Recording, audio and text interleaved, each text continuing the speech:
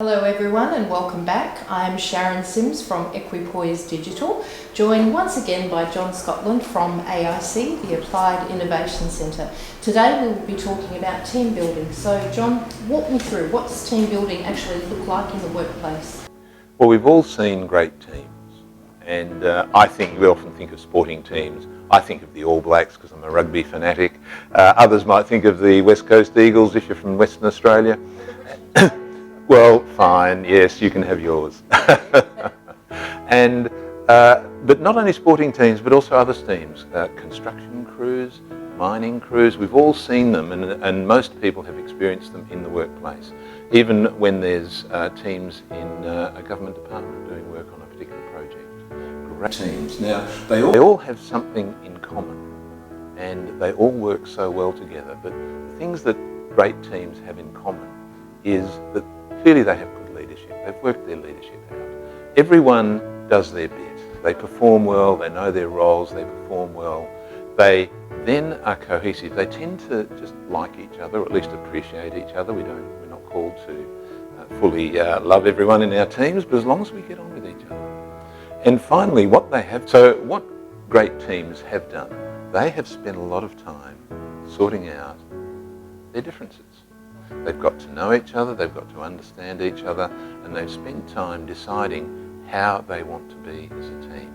And they've come together with their different ideas about how they want to be, how they want to communicate, how they want to resolve conflict, how they want to perform, how they want to lead, because everyone takes leadership in a team, how they deal with performance, and particularly how do they deal with anyone who's perhaps not performing at a certain time. They're the main things that they've made agreements about.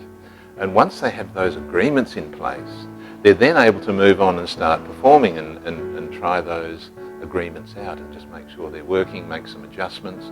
And when they're really cemented and they've practiced those agreements, they then move to a high-performing team.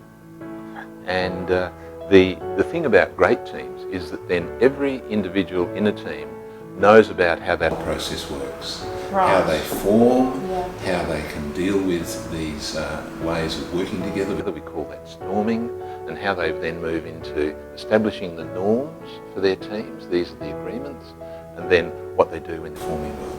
Okay. And everyone in a team should know how that works, and leaders particularly.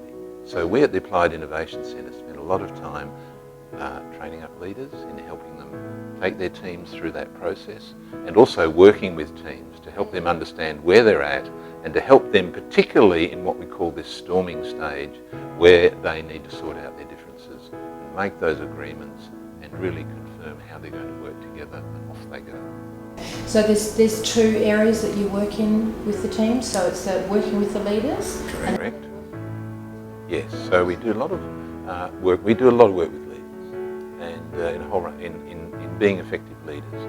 And one of their main skills is clearly leading their team and being able to build strong collaboration, strong cooperation, and effective performance. Wonderful. Thank you so much for sharing that with me. Thank you everyone, and stay tuned for our next video. Bye for now.